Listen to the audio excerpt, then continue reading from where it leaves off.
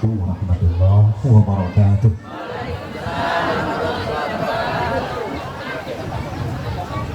Bismillahirrahmanirrahim. Wassalatu wassalamu ala Rasulillah Muhammad bin Abdullah wa ala alihi wa ashabihi wa ansarihi junudihi wa min tabi'al huda. Asyhadu an la ilaha illallah wa anna Muhammadan abduhu wa rasuluh. Allahumma salli wa sallim wa barik ala hadha nabiyyil karim al-alim al-hadi al-nadhir al-bashir alaihi afdalus salatu wa taslim wa ala alihi wa ashabihi wa ansarihi wa junudihi wa man tabi'ahum bi ihsan ila yaumiddin, amma ba'd. Fa ya ibadallah, usi bi nafsi wa iyyakum bi taqwallah wa ta'atihi la'allakum tuflihun. Qala azza wa jalla: أعوذ بالله من الشيطان الرجيم ثم أورثنا الكتاب الذين اصطفينا من عبادنا فمنهم ظالم لنفسه ومنهم مقتصد ومنهم سابق بالخيرات بإذن الله ذلك هو الفضل الكبير. وقال أيضا: لقد من الله على المؤمنين إذ بعث فيهم رسولا منهم يتلو عليهم آياته ويزكيهم ويعلمهم الكتاب والحكمة وإن كانوا من قبل لفي ضلال مبين. صدق الله العظيم. Masyaallah ikhwani wal akhwat, Bapak Ibu hadirin sekalian, alhamdulillah, puja puji syukur milik Allah Rabbul Jalil. Selawat salam kita sanjungkan ke atas kita Rasulullah Muhammad sallallahu alaihi wa alihi wasallam. Muhtaratal mukarramin, muhtaramin yang sama-sama kita muliakan, pengurus pimpinan cabang Muhammadiyah Wanarja, pengurus Aisyah cabang Wanarja, pengurus Nasyatul Aisyah cabang Wanarja, semua pimpinan amal usaha Muhammadiyah, hadirin wal hadirat, para tokoh, para alim, para ulama yang sama-sama hadir. Semoga kita semua jadi dimuliakan Allah Ta'ala, amin ya rabbal alamin. Ini kita sudah masuk ke Rabiul Tsani. Cara istilah orang dulu namanya Syawal Maulud, Pak. Ibadah Maulud, Syawal Maulud. Yang itu berarti 4-5 bulan ke depan kita akan masuk lagi ke Ramadan.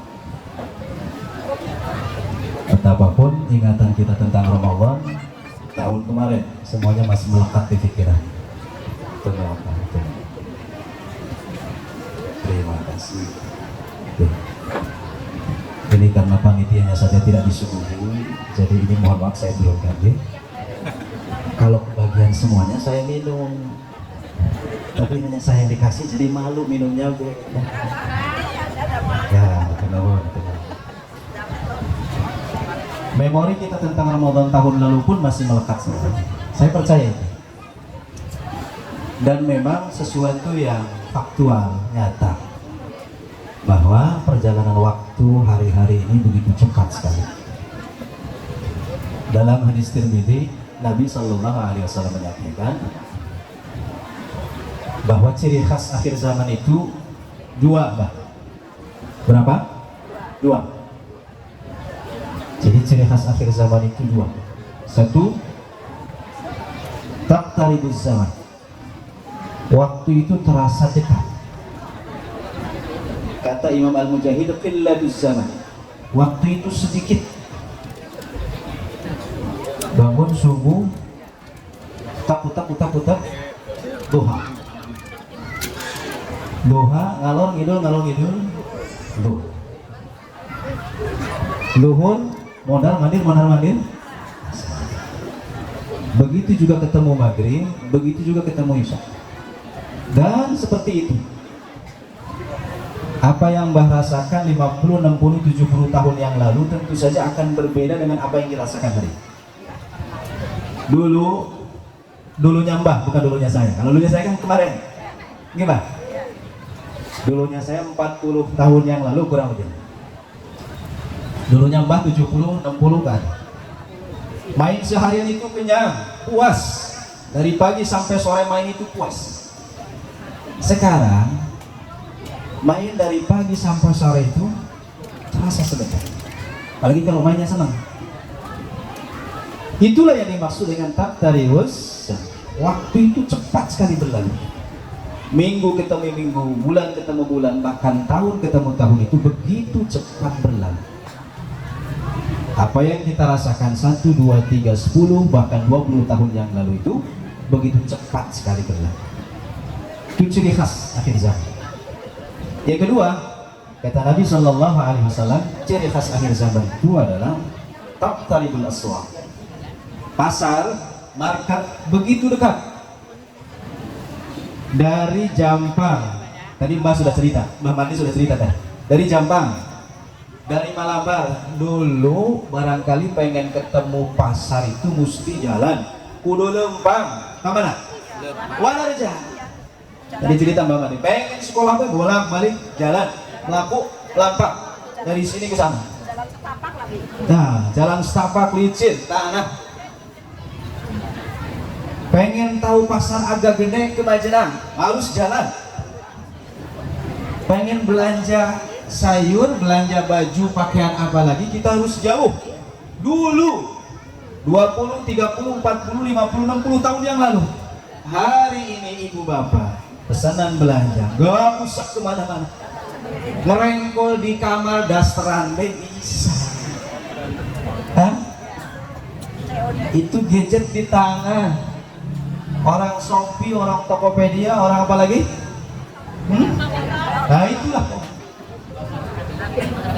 Teman saya berselorong Mbak Mandi, Mbak. Dulu orang-orang kita dulu katanya yang ditunggu-tunggu oleh kita itu malaikat rahmat.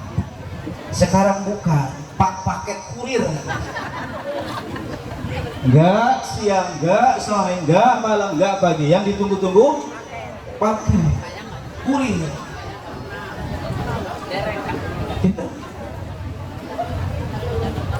Ini wabah ini di mana-mana, Mbak. Gak di masyarakat, gak di pondok sama. Santri yang begitu juga santri. Kadang-kadang dia nggak ada, kiainya yang bagian bayarin. Tahu-tahu datang barang, gak tahu siapa yang mesen juga. Mang paketnya bilang, Pak ini mohon maaf harus dibayar karena celabian. Kiainya yang bayar. Begitulah akhir zaman. Taqtaribul aswaq. Pasar itu dekat sekali, pusat perbelanjaan itu begitu dekat sekali. Kalau ini sudah terjadi, hadirin wal hadirat rahimakumullah, kata Nabi, maka akan berakibat, akan terjadi dua hal berikutnya. Kalau ini sudah terjadi, maka akan terjadi dua hal berikutnya. Apa itu? Yang pertama, tantashirul fitnah. Fitnah akan menyebar di mana-mana. Fitnah akan mudah sekali menyebar kemana-mana.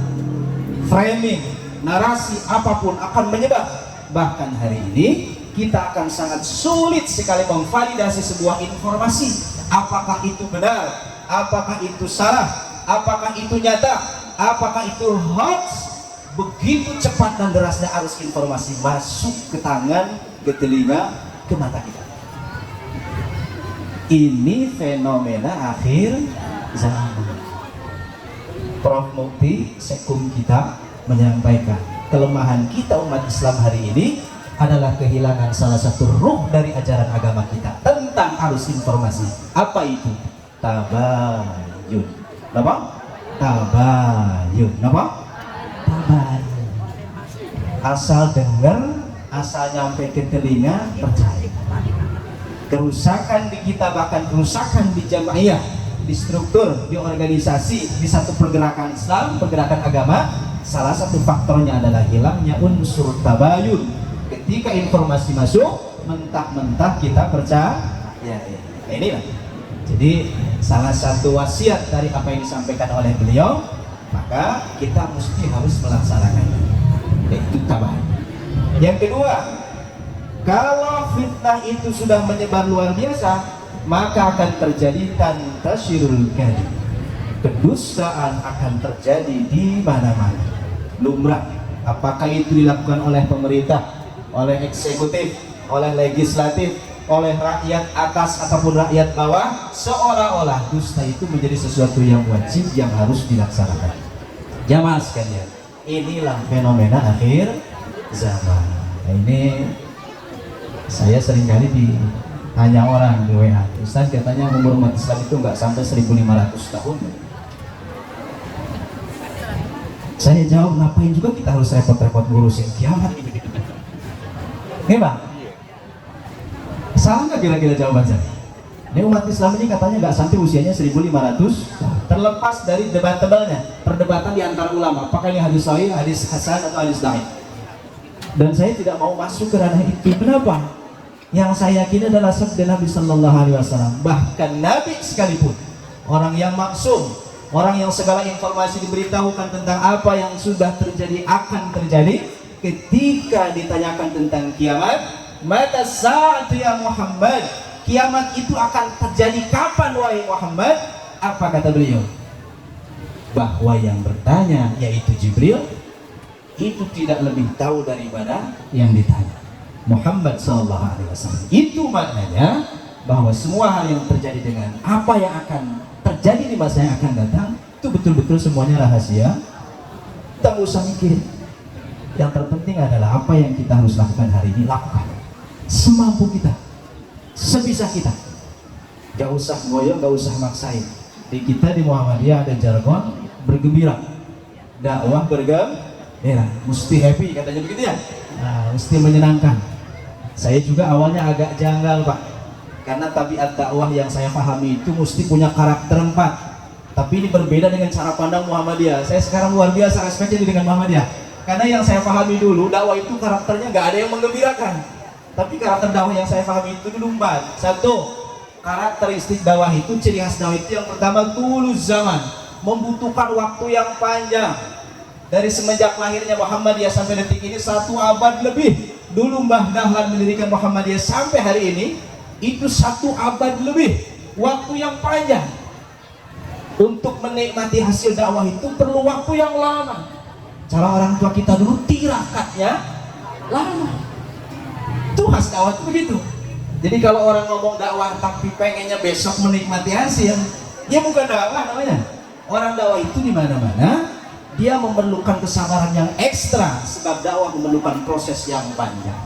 Ibu mendirikan sekolah SD, MI, TK, SMP, MTS, SMA, MA atau apapun itulah amal usaha kita. Gak bisa kita berpikir pendek, cepatnya cek orang Ciamis Malagrag cabe, ayo nangadahan langsung sehak gitu. Gak bisa. Enak. Pengennya kan setahun 2 tahun bikin pondok, bikin sekolah, bikin apa, langsung bisa menikmati. Gak bisa, karena karakter dakwah itu adalah tulus zaman, butuh waktu yang panjang. Rentang waktu yang panjang itulah yang kadang diantara kita tidak mampu untuk komit, untuk konsisten, nggak sabar intinya begitu ya. Ini bikin sekolah kok lama banget, nggak maju-maju, akhirnya ditinggalin kan gitu. Bikin masjid pengen rame awalnya, begitu dibangun nggak rame-rame, segitu jamaahnya, males akhirnya ngurusinnya. Kita nggak mau gitu ya Pak ya. Kalau di kampung saya di sana kan gitu, masjid itu memang belum familiar belum. Kalau diajak nongkrong di perempatan tak rame, pos kamling ya rame. Tapi kalau dari Ismail lahirlah bangsa Arab dan kemudian menjadi nabi-nabi penutup atau nabi-nabi mulia yang ditutup dengan keturunan beliau. Siapa dia? Khalilur Rahman Sayyidina Ibrahim alaihis. Saya nanya, lalu siapakah yang menentang paling keras dakwahnya beliau? Lalu siapakah orang yang membuat patung yang paling ulu, yang paling hebat, pemahat paling top waktu itu? Yang pada patung adalah makhluk ciptaan yang paling dimusuhi oleh Ibrahim alaihissalam, ayahnya sendiri. Jadi memang sunnatullah begitu. Terlalu jauh kita bercerita tentang Nuh, terjauh kita bercerita tentang Ibrahim. Mari kita merujuk kepada Nabi kita Muhammad sallallahu alaihi wasallam. Di antara bangsa Quraisy yang itu adalah bangsa utama, yang di situ pula lahirnya Nabi sallallahu alaihi wasallam, justru yang paling kuat terhadap penentangan dakwah Nabi lahirlah dari suku ini. Kita sebut Abu Lahab, kita sebut Abu Jahal. Bahkan dalam sejarah yang kita baca, menurut siapapun ahli sejarah yang kita kenali, kita bacai kitab, kita bacai bukunya, hatta pamanda tercintanya, orang yang paling membela Alaihi Wasallam, Abu Thalib itu pun tidak mengikuti jejak dakwah Nabi Sallallahu Alaihi Wasallam. Maka ingin saya katakan, sudah sunnatullahnya ibu bapak dakwah ketika dibawakan, kemudian penentang terdekat, penentang terkuat itu justru ada dari keluarga terdekat. Karena memang bedanya bawa, bebannya beda. Kalau kita ditentang, ditolak oleh orang luar, biasa nih Pak. Oke. Kalau kita menyerukan kebaikan, yang menentang orang luar biasa Pak? Biasa. Tapi akan berbeda ketika yang menentang itu adalah keluarga sendiri. Bukan saya saja yang berat. Ternyata Nabiullah Musa alaihissalam dan saudara seperjuangannya Harun alaihissalam ketika diperintahkan untuk datang kepada Firaun, yang siapa Firaun itu? Ayah angkatnya beliau, untuk menyampaikan risalah tauhid, risalah agama yang lurus, yang hanif. Apa dikata oleh Musa alaihissalam? Sungguh berat disanggung untuk menyampaikan hal itu kepada. Kalau bapak ibu merasa berat menasihati orang tua, saudara sepupu, bahkan anak cucu, anak putu, wah itu memang dirasakan juga oleh para nabi dahulu. Ini Pak, kenapa sebab? Sebab menasihati mereka itu sama dengan menelanjangi diri sendiri. Mereka tahu kita 24 jam kok. Ya, makanya bapak kalau ngomong ke ibu, apa kata ibu? Naon bapak? Gitu. Itu sebabnya ibu kalau mau nasihati bapak harus pakai cara. Nggak boleh ibu kemudian menceramahi bapak. Pulang dari pengajian, sini Pak, duduk Pak. Assalamualaikum, nggak usah. Nggak akan mempan, nggak akan. Panggillah guru ngajinya, panggillah orang yang dihormatinya, kasih masukan sesuatu yang bisa didengar oleh suami kita, oleh istri kita. Jadi nggak bisa kita melakukannya sendiri. Oke, satu, ulus zaman. Yang kedua, karakter dakwah yang saya pahami itu dulu adalah kathratul uqbah. Kathratul uqbah, banyaknya lika-liku. Gimana? Saya tidak bisa membayangkan andai saat ini Mbah Dahlan hadir di sini, Mbah. Halo?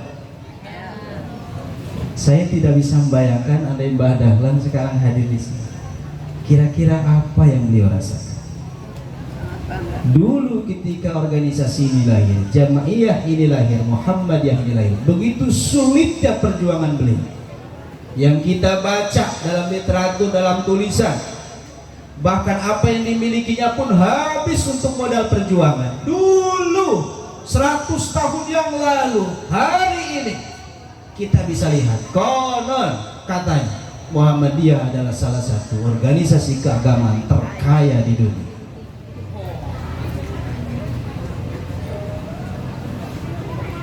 Apakah itu berjalan mulus begitu saja hadirin wal hadirat? Oh tentu tidak. Ada banyak lika-likunya, ada banyak dinamikanya. Kadang naik, kadang turun, kadang lurus, kadang bengkok. Satu waktu menangis, tapi di lain waktu tertawa. Itulah dakwah. Capek Pak dakwah itu, Ibu. Capek, apalagi kalau di kita itu kan apa-apa urunan, Ibu. Urunan, Ibu. Urunan. Prinsip kita sundukuna juyu buna. Napa? Sundukuna juyu buna. Gerakan kita yuk kantong kita. Semua ini ada karena kantong kita itu. Apa ada di sini yang digaji karena jadi pengurus Muhammadiyah? Ada? Ibu digaji di pengurus Aisyah? Ada? Nggak ada. Takor kalau untung-untungan ya. Ada orang Muhammadiyah jadi pengurus Muhammadiyah untung batin? Gak ada. Nombok semuanya, gak ada. Ya kalau kita bicara untung-untungan itu gak ada untungnya sama sekali. Tapi kita menikmati semua ini karena kita paham dakwah memang terlalu banyak lika-likunya, dinamika. Ketiga, karakter dakwah yang saya pahami dulu Di samping tul zaman, ayat tawiluz zaman, waktu yang panjang, memerlukan konsistensi yang lama. Yang kedua, banyaknya ujian-ujian, banyaknya lika-liku. Yang ketiga, kathratul a'ba, beban itu terlalu berat. Beban itu terlalu berat. Ini apalagi ekonomi sekarang lagi seperti ini, Pak. Tapi saya luar biasa kepada hadirin sekalian, saudara-saudara di jamiah sekalian. Semua kita membangun dengan keringat kita masing-masing, keringat kita bersama. Beban yang sedemikian besar dipikul bareng-bareng. Sesuatu yang kelihatannya tidak mungkin menjadi mungkin. Alhamdulillah, saya jalan-jalan ngalor ngidul ngulon ngetan, lihat bangunan aum kita, amal usaha kita, masjid kita bisa dibangun dengan baik, dengan bagus, dengan mahal. Mudah-mudahan besok diikuti dengan jamaah yang banyak pulang, ya Pak. Tanpa harus kita mengemis-ngemis meminta-minta di jalan. Tuh, ada sebagian orang yang kayak itulah. Saya menyebutnya Masjid As-Sairiyah. Karena bermodalkan sair. Kita alhamdulillah tidak demikian. Beban itu kita tanggung bersama-sama. Dah, yang ketiga, yang keempat, ciri khas dakwah adalah qillatus salikin, sedikit sekali para pelakunya. Iya Pak. Kalau diajak ngaji mah banyak alasan ya Pak. Aduh, ayak weh gitu kan. Loba kade mah. Alasan teh loba ka hadiah lo. Kenapa? Nyari sirah lah. Nyari boyok cangkeng lah. Nyari tuur lah. Nyari huntu lah. Ibu susuhan loba keneh numpuk lah. Ayak weh. Beda yang diajak senam, beda yang diajak jalan santai, kamu berhadiah kulkas, di boga kulkas.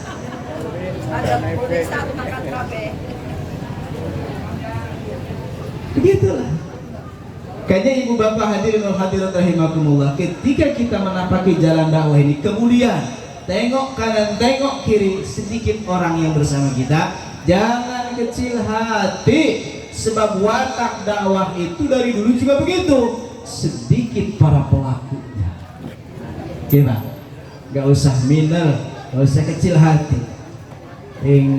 Rantingan ayat tiluan, buat sekretaris bendahara. Ini mohon maaf, saya gak senang nyinggung, enggak. Saya gak pandai nyinggung Mbak Mardi, enggak. Iya, ranting itu 3 orang. Tuan sekretaris bendahara, belum lagi sekretarisnya encokan. Yang satu bendaharanya mumetan, ya tinggal dewekan, tinggal sendiri. Begitu juga pengurus masjid kita. Dulu ketika rapat bareng-bareng rame-rame betul, tapi begitu berjalan, tinggal sendirian lagi. Dalah pekerjaan nama rulu, gawe nama rulu, pahala nage marulu. Duh, ngan sing ikhlas kayak gitu tak ulah kapaksa. Ya mongko-ongko dilakuan, mongko-ongko capek gawe geus kitu muruku sulu deh. Ulah. Lana a'maluna walakum a'malukum. Gak usah banyak maido, gak usah banyak nyela, gak usah lah. Mampu kita lakukan. Orang belum mau, ya silakan urusan dia. Ajak perlu, maksa jangan. Ini karakter dakwah. Hadirin wal hadirat rahimakumullah. Begitu saya bareng dengan Muhammadiyah, ternyata di Muhammadiyah itu beda Pak. Yang gak enak dulu yang saya pahami tentang karakter Muhammadiyah, kekhasan dakwah, karakter Muhammadiyah, kekhasan dakwah gitu. Itu ternyata beda dengan di Muhammadiyah. Di kita dakwah itu jargonnya membahagiakan. Walaupun sampai hari ini saya kadang-kadang masih bingung gitu. Bahagianya di mana? Oh, ternyata sebulan sekali ketemu, ngobrol ngalor ngidul, berbagi rasa, berbagi keluh kesah, gimana? Dalam mundi imam masuk asa sorangan, wae nuribahnya. Mundi imam masuk asa sorangan, wae nuribuh. Begitu keluar rumah, orang rea, lo batul gaharuawan. Ya, kita ini kadang-kadang kalau di rumah kan begitu, serasa kita aja yang paling susah. Gimana? Begitu keluar rumah, ternyata ngabeo, apa ngabeo? Hah? Nah itulah ngakuran. Kurang mah itu boga duit cek na orang buku orang ngeho. Cek nusa orang buku orang ngeho sanggup tuh boga duit. Kane isu angsuran apa? Ngabeo di imah masa umat sorangan we poek pikiran bunak ya, begitu keluar rumah ternyata banyak juga yang sama. Begitu juga dengan dakwah kita di Muhammadiyah. Ketika kita ada di aum masing-masing, di ranting masing-masing, di sekolah masing-masing, serasa kita aja yang paling berat tantangan dakwahnya gimana?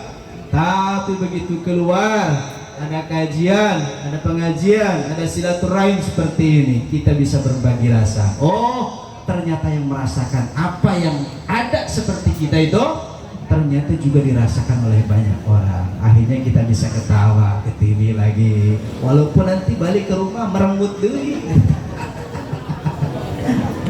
Hadirin jamaah sekalian yang dimuliakan Allah, inilah maka perlu kita senantiasa menjaga kekompakan kebersamaan. Mudah-mudahan Allah senantiasa jaga selalu apa yang telah diwariskan oleh Mbah Dahlan dahulu sampai kita sekarang, dan kita wariskan ke anak putu kita, anak turunan kita. Dakwah ini langgeng sampai kapanpun, amin ya rabbal alamin. Walaupun agak berat nih Pak, saya ditanya Ustaz, yang paling berat dalam dakwah itu apa? Bagi saya yang paling berat dalam dakwah itu regenerasi, menurunkan semangat, menurunkan idealisme, mewariskan perjuangan, itu yang paling berat nih Pak. Kita sekarang seperti ini alhamdulillah, tapi belum tentu dan tidak ada garansinya anak cucu kita nanti akan seperti kita. Laras kita sekarang aktif di NA, aktif di Asia, aktif di PCA, aktif di ranting, tapi tidak ada garansinya, tak ada jaminannya anak cucu kita akan melakukan tradisi yang sama, kebiasaan seperti ini. Gak ada. Itu sebabnya setiap gerakan kita, saya bersyukur kita melibatkan anak-anak muda kita, adik-adik kita, anak-anak kita untuk ikut bergabung bersama. Kenapa? Supaya estafeta dakwah ini berkelanjutan. Kita sekarang yang menapaki, nanti 5-10 tahun yang akan datang tinggallah anak cucu kita yang melanjutkan.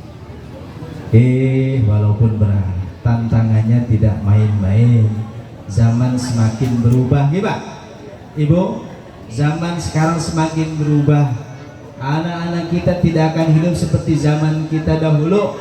Makanya Nabi SAW memesankan kepada kita, adibu, ajari, biasakan, didik, arahkan anak-anak kalian supaya mereka siap menghadapi zamannya. Fa innahum ya'ishuna fi ghairi zamanikum. Sebab mereka, anak putu, anak cucu kita hidup bukan pada zaman kita. 10, 20, 30 tahun yang lalu, 50 tahun yang lalu, apa yang Mbah rasakan tentu saja tidak akan didapati oleh anak cucu kita. Gak usah 50 tahun yang lalu, 60 tahun yang lalu, seperti Mbahnya kecil waktu itu, saya yang kemarin sore itu melihat perkembangan zaman sebegitu luar biasanya Pak. Ujung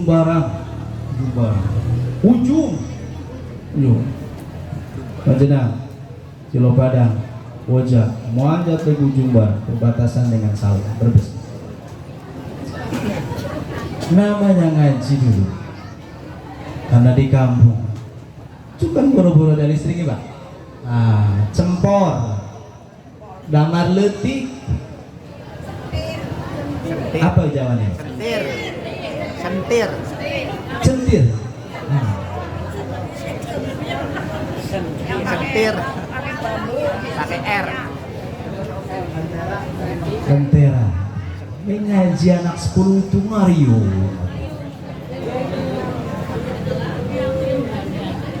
Dapat ilmunya belum tentu, yang pasti dapat hitamnya sini. Beres ngaji, ngodok ilmu, pasti tidur. Tapi asik, betah ya Mbak. Anak dulu itu apa di masjid. Sebelum berangkat ke sekolah dari musola dulu masjid. Orang kampung saya bilang tajum, langgar. Sebelum berangkat sekolah dari tajum, dari langgar. Pulang sekolah balik lagi ke situ. Pulang paling sebentar ke rumah makan toh. Habis itu balik lagi ke situ. Enggak siang, enggak malam, enggak pagi, enggak sore di musola di masjid. Tapi asyik, dan itulah yang membekas dalam memori kita sampai hari ini. Ini kadang-kadang melihat fenomena masjid kita hari ini, la ilaha illallah. Anak-anak muda kita pada kemana? Kayaknya saya sok wanti-wanti Mbak Mati. Tolong Pak ya, masjid kita jangan terlalu galak ke anak kecil ya Pak. Jangan hardikan ya Pak. Ini kadang-kadang anak kita ini bingung juga, datang ke masjid dihardik karena rame sih. Begitu hijrah ke PS-an, ke perempatan, gitaran dihardik lagi. Cek budak teh kolot enak kumadi gitu. Masjid ulang, nongkrong di perempatan di gitaran ulang. Kudu kumaha ieu. Dalam ada orang yang bilang ke saya, Ustaz kalau rame saya nggak khusyuk. Saya balik nanya sekarang, memangnya kalau nggak rame Bapak bisa khusyuk? Dalam Aksan, baik kalau itu ada manajemennya sendiri. Anak-anak di belakang ada yang ngurusnya sendiri. Tapi jangan sampai kemudian anak kita datang ke masjid, dia trauma dengan masjid. Lihat imam masjid, takmir masjid itu kayak lihat malaikat maut. Yang terbayang oleh dia itu wajah sangar, mata melotot, sungut, mulut bermonyong-monyong. Karena tiap hari yang dia temukan adalah hardikan dan hardikan. Ya pantesan anak-anak kita nggak kerasan di mana?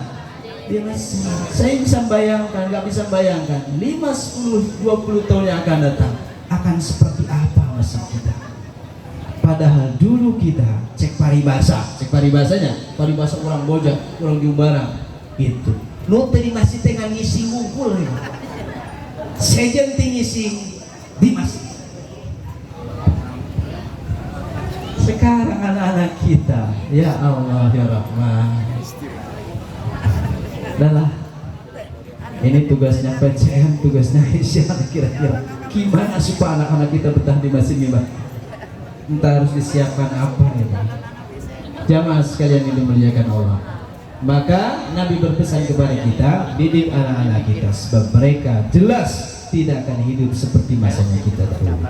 Ini menjadikan peringatan bagi kita bahwa mempersiapkan generasi untuk regenerasi dan mengestafeta dakwah. Begitu pentingnya kita persiapkan hari ini. Masjid kita banyak, masjid kita bagus, masjid kita mewah, tapi yang jadi pertanyaan, apakah sebagus, apakah semewah, apakah sehebat generasi pelanjut berikutnya? Na'udzubillah, jangan sampai masjid kita banyak ini, amal usaha kita banyak ini, tapi ke depan kita kehilangan dan kehabisan kadar untuk memakmurkannya. Na'udzubillah. Yuk mari kita persiapkan bersama-sama masjid kita, madin kita, madrasah kita, kita hidupkan, kita didik mereka, kita persiapkan. Mudah-mudahan saja 5, 10 tahun, 15 tahun, 20 tahun yang akan datang kita sudah bisa memanen kadar-kadar kita hari ini. Amin ya rabbal alamin. Hampir setengah 12 Mbah Mati, saya mohon izin dan mohon pamit. Selesai ya Ustaz, sebentar banget ya. Salah siapa tadi ngasih saya waktu sebentar? Kesian kan? Enggak lah, enggak. Gurau saja, hari ngumpul ya. Gak usah lama-lama juga, ini sudah hampir setengah 12, kita menjelang zuhur. Ibu bapak juga barangkali sudah lapar, pengen sarapan. Ini kalau jam segini kan jam rawan. Nah, yang sudah terisi perutnya sudah mulai ngantuk. Dan saya nggak pernah melihat ngantuk itu marah, mbah nggak pernah. Jangan orang santri saja saya nggak pernah seumur umur memarahi santri gara-gara ngantuk, nggak. Karena bagi saya ngantuk itu anugerah, Pak. Begitu susahnya orang hari ini untuk bisa tidur gasnya, Pak. Oh, nggak percaya jam 11 malam survei aja ke tiap rumah. Nah, paling 20-30% yang sudah tidur ngantuk, sisanya melotot, ngitung usuk gitu. Ya. Jadi kalau ada orang ngantukan itu bagi saya anugerah luar biasa. Ini orang hebat, tentrem hatinya, tenang hatinya, kan begitu. Santri ngantuk nggak pernah saya larang, so eksarek. Lebih kakerek gesak sok kayak gitu. Itulah. Kali lagi kita mari bersama-sama bergandengan tangan. Setiap kita adalah penerus dakwahnya Mbak Kiai Haji Ahmad Dahlan. Dan akan senantiasa kita rawat dakwah ini semaksimal kemampuan kita sampai bahkan nanti Allah menjemput kita ada dalam jalan dakwah ini. Amin ya rabbal alamin. Pak pengatur waktu, saya mohon izin untuk doanya para kesepuh ya. Ini belum tua masalahnya, kurang afdol. Yang janggutnya sudah putih aja, insya Allah doanya lebih makbul ya. Itu saja barangkali. Fastabiqul khairat, wallahu muwaffiq ila aqwamit thariq. Hasbunallahu wa ni'mal wakil, ni'mal maula wa ni'mal nasir. Lengkap semuanya nih. Hasbunallahu wa ni'mal wakil, ni'mal maula wa ni'mal nasir. Qulu qali hadza astaghfirullah li wa lakum. Assalamualaikum warahmatullahi wabarakatuh. Kang Ehan, jenengan lebih putih janggutnya, saya enggak bersedia.